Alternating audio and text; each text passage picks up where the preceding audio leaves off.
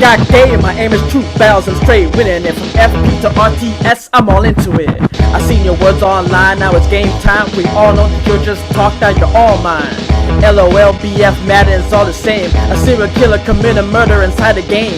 Now you're beaten, yellow now, player no more. Back to the minors, game over, off F4. Welcome to Alt F4, where swagger lives. I am J.A. LaRock. Now, when I was about 5 years old, I was still potty training, which, was weird. Our guest today was already having her first gaming experience.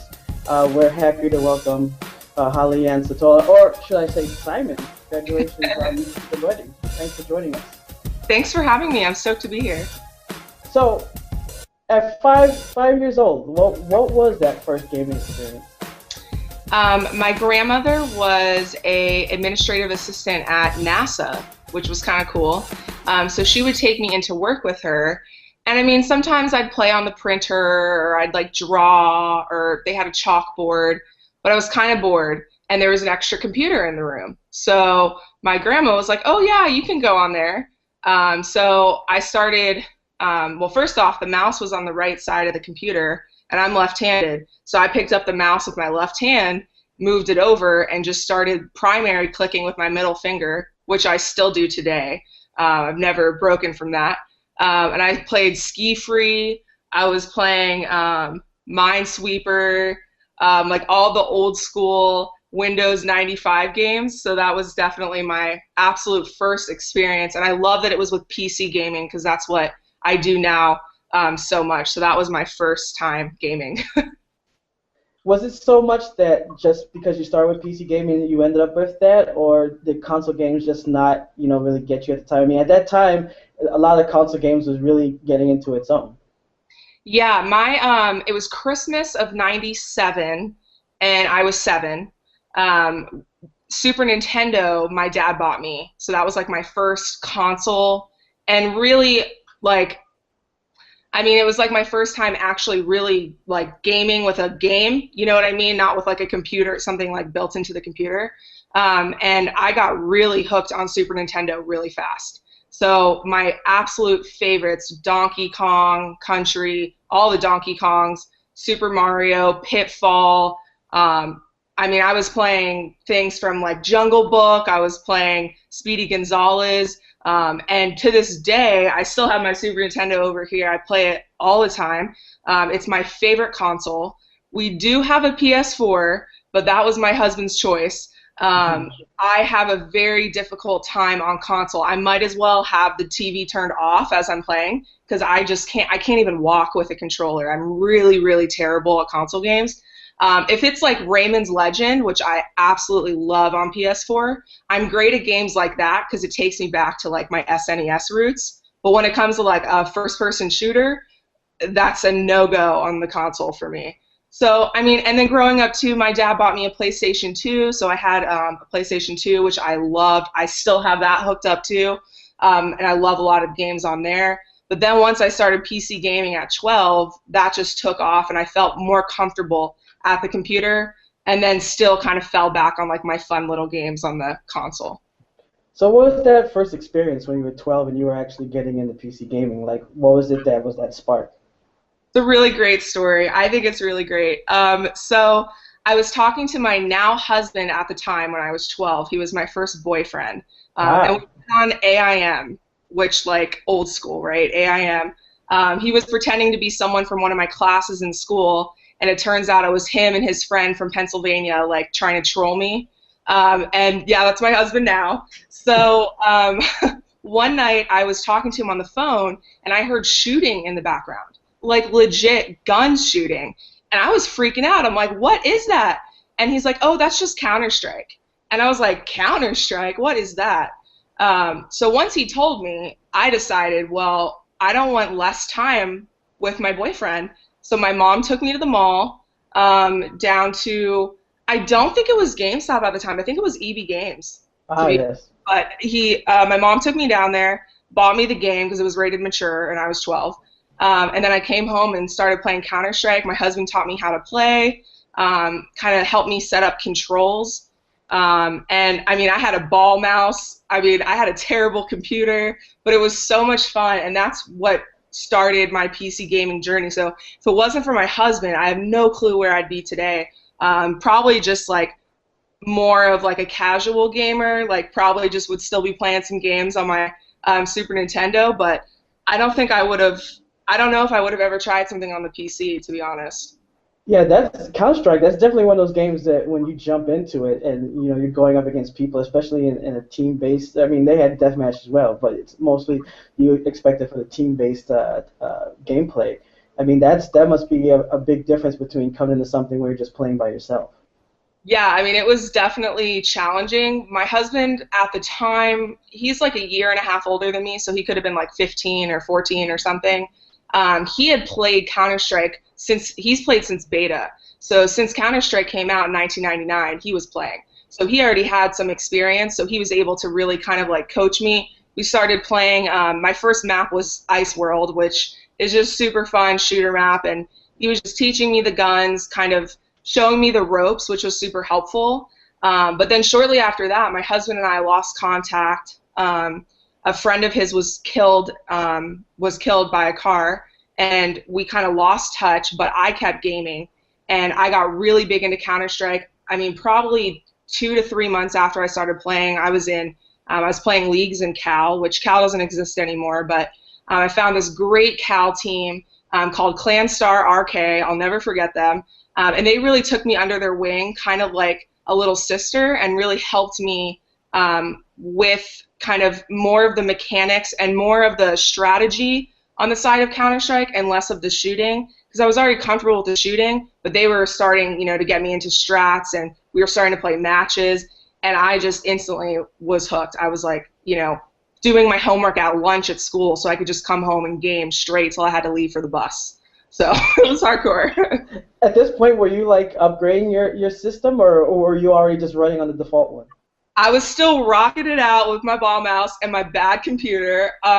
Funny thing is, back in those days when I was playing matches, my computer was constantly overheating.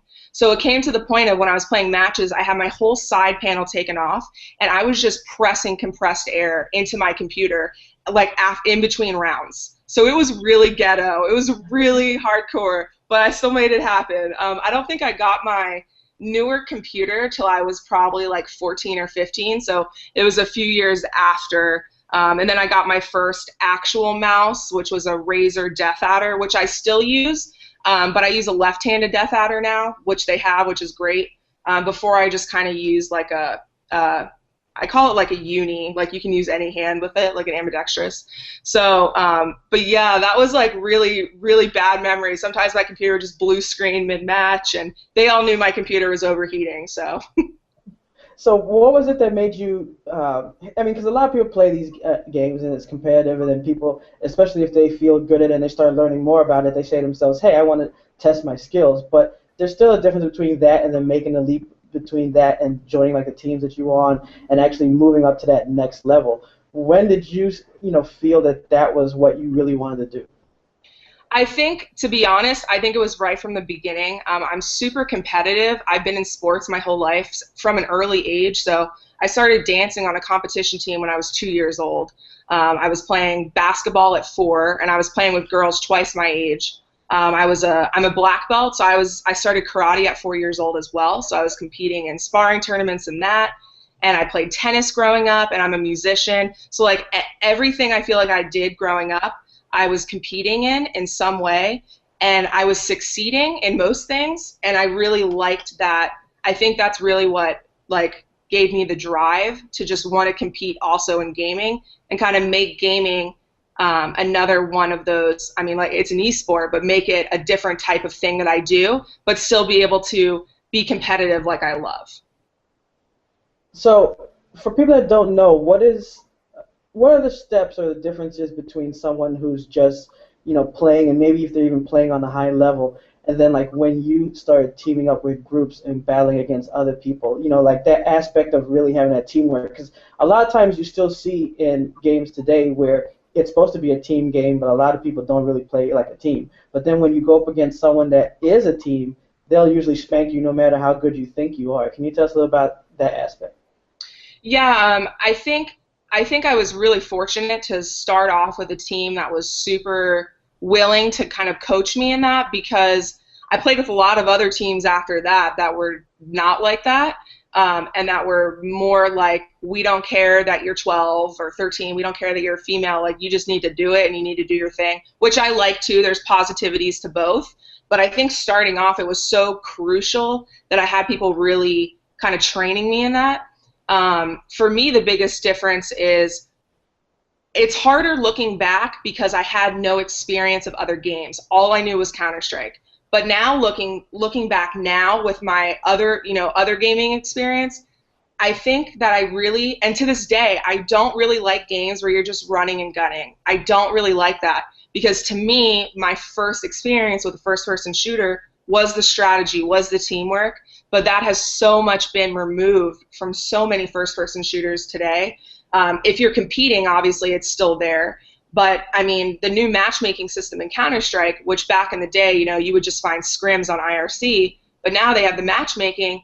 Oftentimes I'm trying to call strats and everyone's screaming at me, cursing at me, calling me names. They don't want to hear strats. They want to run around and just shoot people. So I feel like that's kind of what it is now. So that's why one of the reasons why I don't play much Counter-Strike anymore. I play maybe once every 3 weeks just for fun with my husband, but it's just not, I have a hard time with that, because back in the day when I was playing, that's what people lived for. They lived for the strategy. They lived for working as a team. And I feel like now it's so much more just kind of run one-on-one. Of course, you have the pros that are still playing like Counter-Strike Go, and of course they're doing teamwork and they're running strats, but that's how like everything was. And now it's just kind of like, okay, I guess no one really wants to follow strats unless you're playing at that professional level. So it's kind of a bummer, but I mean, obviously back then I didn't know any of that. So I think I just kind of thought, well, this is what it is. And it kind of was. That really was what it was.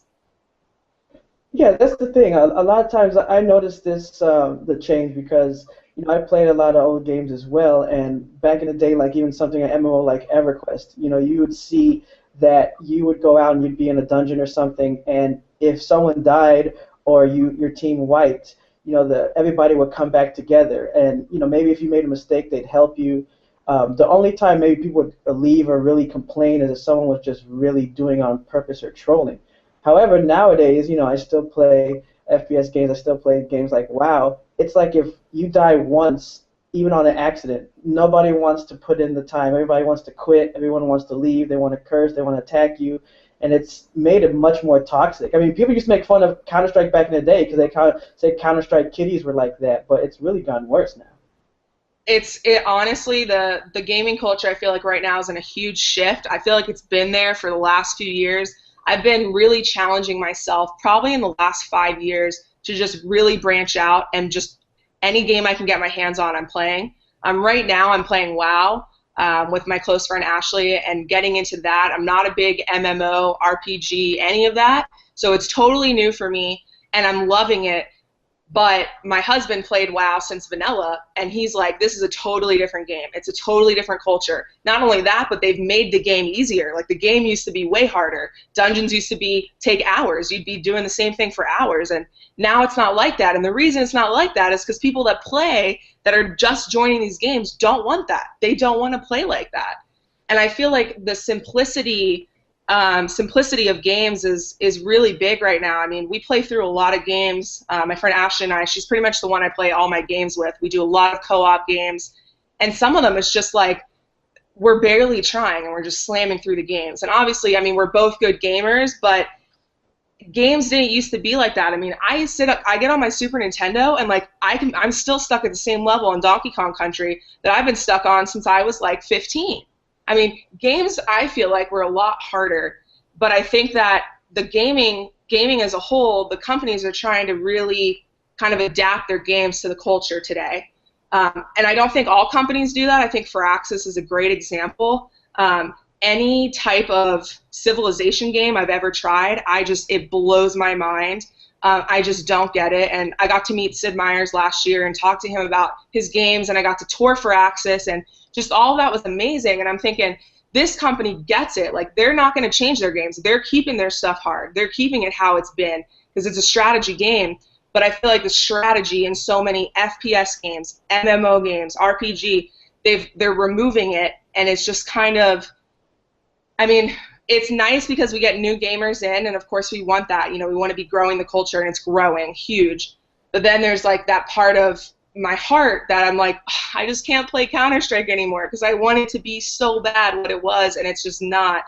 And I mean, I have nothing against Call of Duty, but I personally don't care for it. And to me, it's a very easy first-person shooter for me on PC. And I feel like Counter-Strike really went in the COD direction, not only with the gun skins, but just with the mentality of the players. They want to run and gun, and that's COD. They want to be running around and just shooting people. They don't want to follow strats, and they don't want to play together as a team. And I feel like that expands even more to the LAN culture. You know, I grew up going to LAN centers. That's where I lived. I mean, I went to school, and then I was at the LAN centers. And the reason that's not a thing anymore is because no one wants to go out and play with anyone. They want to sit at home, play by themselves, and it's just, it breaks my heart because it's a totally different time, and we're just in a different age right now. I mean, I think it's cool because people like you and I and other people that have been around have so much to offer the new people within the community today. And what's really strange about that is that you would think that with more people having that gaming background, because I've been able to talk to a lot of great people who, you know, some of them are having kids, or some of them are even older, and they have kids that are at gaming age. And you would think that, you know, with the legacy of games that we've had, especially going back to like old Commodore 64, NES games that were difficult, like you said, that it would be easier to jump into games and you wouldn't have to make it so easy. At the same time, I understand what you're saying, that they want to bring in more people, maybe people who, you know, still looked at gaming as, oh, that's for kids or that's for geeks or whatever, and they want to say, no, come on, anyone can play. But when you get it so bad that it makes the game really easy and then it's not fun for anyone, it ruins it. And then on top of that, like you said, the changing of the culture, where you would think that some of these people who claim that, you know, they come from gaming or their brother was gaming and they taught them, they would have that drive in them to want to try hard games. But no, they want it easy, even though maybe their brother, father, sister, mother had it difficult when they were playing. Definitely. I think, and I don't think it's just with gaming. I think we see it in everything. I think where we're at right now, people want easier. They want quicker. That's what they want. And there's nothing better than being in a game and succeeding and being able to kill everyone or being able to level or whatever game you're playing. That feeling as a gamer is awesome. So if the game's easier and if I can be feeling that feeling all the time, well, then I'm going to keep playing your game. I'm going to keep buying your skins. I'm going to keep paying for time. So I really think it just turns into a whole like money thing. Well, I mean, if people aren't succeeding and if people are feeling really bad about themselves, I don't think they're going to keep playing our game. And I mean, it's kind of sad that that's what it's become, but there's so many things like that. And that doesn't discount all of the great stuff that's still out there right now today in the gaming world. There's so much good stuff. Now, what was it making that transition from playing with a team? You know, you learned from these people, you played with them, you had the strats based on them, and then moving over and competing by yourself. Because I was reading the article and the interview that you did with Patrick Scott Patterson, and about the challenges of making that switch. Can you tell us a little bit about that? Yeah, that was super. It was a hard road for me in Counter-Strike for sure. Counter-Strike is still one of those games. I mean, I guess it's just gaming and the internet, but there's so many trolls and there's so many people that believe every single thing they hear on the internet. So there's so much stuff out there about me that, of course, isn't true, isn't who I am, but there's people aren't willing to talk to me or give me the time of day, and that's fine, you know, to each their own. But I had a really hard road. I mean, I played with a lot of different teams, and I was getting a lot of negative attention and a lot of negative feedback, and I wasn't really into that, but I still wanted to play. So that's when I decided, you know what, I'm going to make my own team. And I'm going to make my team the way I want my team ran. And I was a very serious player. Like, we had practice 3 times a week. I had a strat book that I wrote and created for my team. Everyone that was on my team, I'm still friends with today, including our managers. I actually was just playing the other day, and I told you I like never play. And one of the guys on the other team was on OS, my team, back in the day, at one point in Source, in Counter-Strike Source. And he remembered me, and it was just so cool. So I still have those killer connections with my team. And we started playing leagues, but I still was getting that negative vibe, and I wasn't really digging it. So then I decided, well, let's take it to the LAN level. Because at this time, there was still LAN centers all over San Diego, where I'm from, and we had lots of opportunities to compete and play tournaments. So that's what we started doing. We played tournaments all over. Pretty much any Counter-Strike tournament there was for Source, we were in and we were playing. And I loved it, because that's what I love about gaming, is getting the opportunity to meet someone online and getting to play with them and build those strats and build those things, but then to get to meet them in person and bond with them as a friend and as a teammate. It's like going to a basketball game, playing with your team. I mean, I loved that feeling. I love people behind me watching me. It like drives me, it fuels me. I love landing. It's so much fun. And then I feel like I was able to build a different reputation because people were actually meeting me. They were meeting me in person. They were watching me play. So there was no questions on my ability, or there was no questions on who I was as a person or my character. So I feel like LAN really provided that opportunity to really get to know people and, you know, show people who I was. And, you know, of course, there's a lot of people I met at LAN that I met online that, you know, didn't really care for me, and they wouldn't even give me the time of day at LAN, and it's still like that. And that's just, I feel like, the culture in a lot of ways.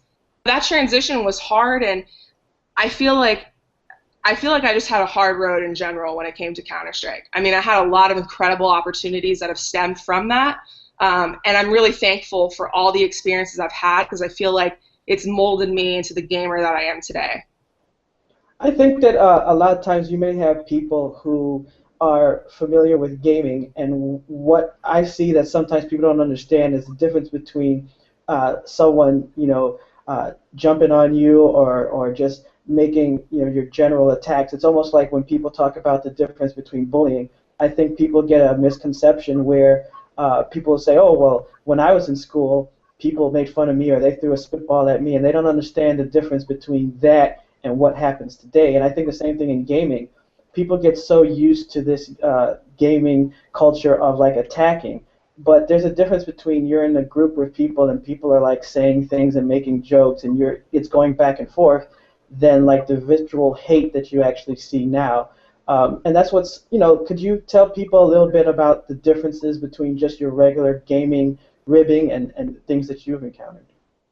I mean, this last year especially has been a super hard road for me as a gamer. I started streaming on Twitch, and I wasn't able to stream consistently because I was in college full-time to get my degree, and I was working, and I was away from my husband who was in the Navy, and like I just had all this stuff going on, so I wasn't streaming consistently, but I was growing a following quickly. I was averaging, on good days, 150, 200 viewers. I had almost 6,000 followers. I was making probably $3,000 a month in donations alone. I never got partnered, but having that decision to close my Twitch account was super difficult, and a lot of my fans didn't really understand where I was coming from in that, and still don't really understand, and I lost a lot of fans. But really that decision came from the realization of how far the culture right now has gone. I mean, yeah, I got made fun of back in the day, but it was nothing like it is today. And I think it's because there's so much more opportunity, and I think because there isn't really much LANs anymore unless you're like playing at a professional level, there aren't a lot of LAN centers that you can just go to and hang out at.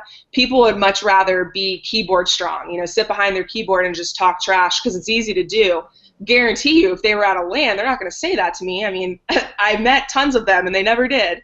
But I mean, I was getting, you know, there was tons of forums about me. There still are. There's still people following me, and I haven't streamed in like 9 months. But I wake up every morning to, you know, hateful comments on my YouTube, on my Twitter, on my fan page, on Facebook. I had $200 worth of food delivered to my house every night that wasn't paid for. So it came to the point of every night I streamed, I had to call every single delivery company around my house, let them know not to deliver anything. I was getting 80 to 100 phone calls a day to my family's house number, threatening to kill me, to run me over with a car. You know, I had to like explain everything to my family. I mean, that is a whole nother level. That's a whole nother level to me. That is way too far. And so it came to the point of, it's not that I don't agree with Twitch, because I met Jared many years ago, Summit, on Twitch, and that's how he makes his living, and he's amazing, super successful streamer. But even he deals with these things. He's moved a few times because of difficulties with people getting his address and his information, and we live in a different age now, and it's really scary. It really is scary. So making that decision for me to really pull away from that was difficult, because I was doing well in that for me, but it was way more stressful, and what it turned into was it took the fun out of gaming for me. And that is not okay, because I'm here to game for myself. I want to have fun for myself. So I don't want to be upset because I'm streaming Saints Row 2, who, is an old game, everyone's played it, no one wants to watch me play Saints Row 2, and then I start thinking, oh gosh, well, no one wants to watch me play Saints Row 2, so maybe I'll just go play Counter-Strike, because everyone will watch me play Counter-Strike. But then I'm not enjoying myself playing Counter-Strike, because I don't want to play Counter-Strike. So streaming really, especially too where it is for females right now, I really don't agree with where it's gone, and I didn't want to be associated with that. I didn't want people coming in and assuming that I was like every other female streamer, and so I just decided to completely delete it completely. So that was a hard decision, but people nowadays, I mean, they're crazy. They're straight up crazy. What do you think is some of the reason behind some of these people doing it? Because, like you've seen things where people would talk, like I remember watching the Law and Order episode, SVU, where they're trying to give people an idea of what people go through. And one of the things that, I never really understood is where this comes, from the person. Obviously, everyone trolls. Even if you're anything that you're slightly different, they're going to attack, and even if you're not, they're just going to use the default attacks. I think that sometimes you have people who will do things because they just think it's just part of the game. It's almost like hazing. You join the club and you say, hey, this is what I'm supposed to do. This is the internet. And a lot of younger people, they just grow up thinking, oh, this is how I'm cool. But I think something gets deeper, especially, with women and minorities, where it's like they completely know this is wrong, and they're doing these attacks. Do you think it just comes just from being anonymous and behind a keyboard, or do you think it's something deeper, especially when it comes to women? Why so much hate if you beat them in a game, whether if it was another guy that beat them in a game? I think a lot of it comes from pride. I think a lot of things stem from people's pride issues. I have my own pride issues and things that I've had to work through, that I'm still working through. I think pride's a really strong thing that can make us do a lot of things that may seem really kind of crazy. I know that some of the people would come in, sorry about that, some of the people would come in, and most of them were from 4chan. So 4chan people love me, love me. I've never even been on 4chan, so I don't really know about it. But that whole sense of people would come in and they would say, like, wow, I can't believe people are donating to your stream. So people were clearly pissed that I was making money doing something that they do and they don't make money from. So I think it came from that. I think a lot of people, honestly, today are hurting for attention. I think people come from broken homes where they don't have great relationships with their parents, they don't have good relationships with their siblings, they don't have any close friends because maybe they feel shunned in school, or they don't, maybe they're considered a nerd or a geek and no one wants to be around them. So they're really striving for that attention. And when someone says something that's rude in chat or on my YouTube, or it brings attention. And I think that's a huge thing, is people that are just looking for attention. And you see that all over the place. Girls looking for attention in the wrong ways, kids looking for attention in the wrong ways, acting out behaviorally. I feel like we just see that across the board. So I think overall the biggest thing I would say would be attention seeking. One of the guys who really hardcore was trolling me from 4chan, I'm actually friends with now, which is pretty incredible. He was one of the people calling me 100 times a night. He made a lot of videos on his YouTube, and we're actually friends now. And I'm still trying to figure him out because it just doesn't seem like his character to do things like that to people. But he also has a lot of hurt in his life, and he also comes from a lot of difficult things that are going on. So I really just feel like it's attention based. I know that a lot of times when people are talking about the different sides of why people will act one way, it might be like a controversial subject to talk about some people who may pursue gaming or any attention, trying to get their name up or something in a way that could be either hurting themselves or hurting the cause. I know sometimes like people say in comedy, like let's say if you're a minority and your comedy is all about all the differences in your minority, some people will look at that and say, oh, why are you using that? And it's like, well, it depends on how you're doing it. Are you really just trying to explore and be funny, or is it kind of like an exploitation of your own people? And I know that some people will say, like sometimes in gaming, like women will sometimes use the fact that they're female and then it's a male-dominated industry, that they'll use that to get more followers, more hits, more revenue, and raise their fame up, or sometimes even use gaming as a stepping stone and then disrespect the fans once they move on. Have you seen things that you would say as a woman that you've seen other women, you're just like, man, you're messing this up for everyone? All of it. All of it. I mean, to be honest with you, I really struggle with women in the gaming industry, which is so funny because with the whole film coming out, No Princess in the Castle, I think it's going to be so fantastic because the women that they've chosen are the real deal. Like, they're the real deal gamers. They're not the women that are doing those things. I feel like women that are doing those things are completely ruining it for everyone because that's where all the stereotyping comes from. That's where all of the people coming in my stream and asking me to flash them, and I'll donate you if you send me nudes or whatever it is. That's where that all comes from because girls do that. Those aren't guys making that up, like just saying that. There's women doing that, and that for me, like I'm pretty conservative in a lot of my views. So for me as a woman, I was focused on what my image is in the industry, and that's really why I pulled from Twitch, because I don't want people coming in and assuming that's my gig because I'm a female and I'm a gamer. And yeah, people that were in there that are my fans, they know I'm not like that. They know that the community I had was different, and there was so much positive that came from that, but all of the stuff that was negative coming from it was not worth all of the hassle. It just wasn't. And I mean, like I said, it really came down to it ruining gaming for me, and that's not okay. Once something comes to a level where I'm not wanting to play anymore and I'm just like stressed out and emotionally drained, that needs to be out of my life completely. I don't see that changing for women. The reason I don't is because it comes down to attention seeking. So you have girls, I made a lot of stupid choices when I was 12 and 13 on Counter-Strike. I did a lot of dumb things. So I've been that e-whore. I've done that, been there, done that, so I get it. And it was all attention seeking. That's what it was. I was looking for attention in the wrong places. And that will never end. People will always be looking for attention in the wrong places.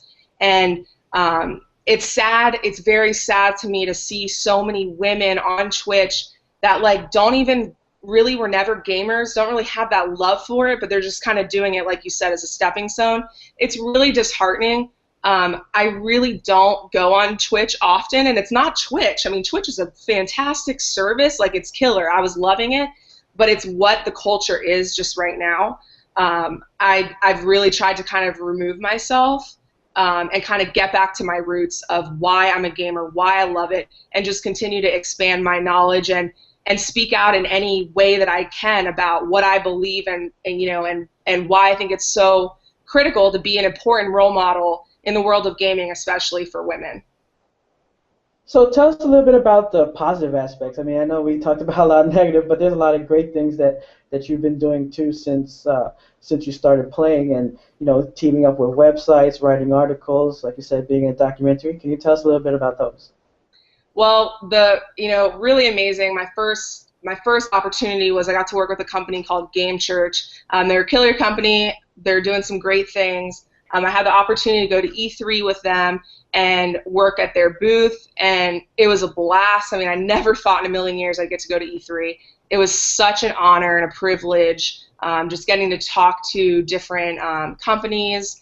And I think I'm interested to know what would have happened if I didn't meet Walter Day there. It was such a mind-warping thing because I had watched King of Kong 10 million times. I own it. My husband and I watch it at least once a month. And I'm standing there at the booth, and Walter Day walks by. And I was like fangirl. I'm like, okay, Hollyanne, you need to calm it down because you're going to look like a complete moron. And he was with, I think he was with PSP, actually. I just didn't know him at the time. And I walked up to him and I was like, Walter, I love you. I love everything you've done for the industry. Like, I realized that if it wasn't for you and if it wasn't for classic gaming, I wouldn't be where I am today. And I just started talking with him. And he's like, I need to connect with you. We need to get things rolling. So when he got home from E3, he connected with me. And then that's shortly after I was awarded Superstar 2012, got to go to the Classic Gamers Expo in Vegas, which was another rough thing because, you know, I do play classic games, but that's not what I'm known for. So I kind of got a lot of hate there as well from people, which was kind of disappointing, but not surprising. It's gaming. So getting to do that opened so many doors, like so many doors for me, really connected me with a lot of great people. So if it wasn't for that divine appointment, I don't know where I would be today. Walter is such a fantastic person. And I just still can't believe, like, I talk to him, we email, like, he thinks I'm awesome. Like, this is Walter Day. Like, if it wasn't for him, I don't think any of us would be where we are today. I really don't. I strongly believe that. So that was amazing in itself. And then getting to connect with Dave, with Willow Films, and doing No Princess in the Castle, like them approaching me with that idea and, you know, wanting to make me the main storyline of the documentary was just mind-blowing to me, because then I shot back to King of Kong, you know, watching this and watching Steve Wiebe and, you know, being like, dude, this guy's the bomb, like, he's a boss. And then thinking about myself being in a documentary, like, it was just like check, check, check, like all these things I wanted to do in gaming and are like happening. So that's really cool, super exciting. I've also been playing a lot of really cool games. There's a lot of cool games that are out. I just played through Dying Light, which was fantastic. I feel like there's so many zombie games right now, which is kind of weird, but I like them, so I'm not complaining. Just trying to play through some old games too. I just played through Dead Island Riptide, which I had never really played before. So just kind of trying to go back and just play through games that I was never able to because I was so involved in Counter-Strike. You know, I was playing 8 hours a day, so I wasn't playing anything else, didn't care about anything else. So for me, I wouldn't have considered myself a gamer. Like, I was a Counter-Striker. Counter-Strike was what I did, but I feel like now, like, I'm a gamer. I'm well-rounded. I love playing different things. I love trying different things. So there's a lot of just really good, positive things going on. I feel like things have been more positive since I pulled my stream, to be honest, because I've been able to really focus on myself and my love of gaming, and just looking into different avenues to be connecting in the industry without it being like, hey, look at me, come watch my stream. Like, I'm trying to stray away from that and just make it more like, hey, this is me, this is who I am, and I love gaming. That's really cool. One of the things that we always ask is a person's favorite classic game, because our website is built on classic gaming. We like to hear like games that people like. So we obviously know that, you know, you're known for Counter-Strike. But if you had to pick one classic game, doesn't matter how old or even if it's kind of new, to be your favorite, can you tell us what it is and why? Hands down, Donkey Kong Country. Anytime I'm on my Super Nintendo, it's Donkey Kong Country is the first thing I'm playing. I just fell in love with that game right away, and I just can't get enough of Donkey Kong. I really can't. I love it. I mean, not to mention, I just feel like Super Nintendo is beautiful, like graphically. I love the way it looks. To me, it doesn't look old. I think it looks great. And I think Donkey Kong just is beautiful. The music is incredible. I really look for good music in games, and the music is great in Donkey Kong. It gets me so pumped, so excited, and like we were talking about earlier, I feel like I actually have to work towards the goal, and it can be difficult, which I love. So hands down, Donkey Kong. I mean, I've thought about drawing up a Donkey Kong tattoo piece for, like, I want to do a whole gaming tattoo piece, and Donkey Kong definitely is going to be the focal point, because I love the idea that it will never change. Like, what it is great, and it will never change. versus like my love of Counter-Strike, and like it's gone, like it's poof, it's a whole new thing, and I don't like what it is now, and it's kind of a bummer. But Donkey Kong will always be Donkey Kong, and I love that about it. So what's coming up next for you? Whew. Well, my husband and I just found out we're going back to San Diego. So we're in Virginia Beach right now for his schooling with the Navy. So we're going back to San Diego, and that's really good news because Dave, they're wanting to do more filming for No Princess in the Castle, and now I'm going to be able to be more accessible because I'm there by them, which is fantastic. Since the last time we filmed, I have grown so much as a gamer. When they filmed last time, I was streaming. I was really heavy into streaming, and things are going really well on that. But I'm really excited to show the other side of the coin, like where I am now, what I've learned from that. I think it's going to be really great for them and for what they're wanting to do, but also for me to feel like that everyone is getting the whole story, because I feel like if it would have just been those pieces, it's just not where I am today. So I feel like I'm super excited to be back in San Diego, to have the opportunity to keep filming. I'm kind of in connection with a couple of organizations that are looking into having me do some panels for events. I really want to do more of that because I do love talking to people, and I feel like I have interesting perspective to offer in a lot of different areas, especially like, I mean, I'm all about gamers and women in gaming, but I feel like I have a very different perspective of women in gaming, and a little bit more of like a conservative, less like women are so much better than men view, which is, I feel like, really rare to find. I feel like there's a lot of women that are just, it's a little much for me. So, and I feel like too, just kind of who I am as a person. I haven't found a lot of people that are like really strong Christians but really strong gamers, and they're kind of doing both. And I dig that. I mean, I love telling people, yeah, I'm a children's pastor and I'm a gamer. And it's kind of crazy, but all my kids watch my stuff and they love it. And so I really want to impact the culture in a positive way, and just, I try so hard every time I play to just get people back in the strategy and the camaraderie of gaming, and I feel like it's gone right now, and I really want it to come back. There's still a lot of great people out there. I met a 15-year-old the other night on Counter-Strike who's quality. He really is quality, and was into the teamwork and was friendly. And so when you see those glimmers of hope, then you're like, yes, like this is what gaming's about. So I just want to keep trying to impact the culture positively, keep trying to branch out and play as much as I can play of different games and get good at things that I don't consider myself good at. And just now that I'm going to be back in San Diego, go to more events, go to more shows, and do more filming. I'm stoked, super stoked. That's really cool, and you know, thank you very much for coming on and talking with us. I think that you know, everything that you've been through and being a gamer since that young of age, you know, dealing with all the things that you've dealt with and still having a positive attitude and helping everyone else, you know, coming out, I think is really great. I hope you'll come back on and talk to us, especially as the documentary gets a little bit closer to completion. Yes, thank you so much for having me. I'm super stoked to come back, and I can't wait for the future of gaming, what it holds.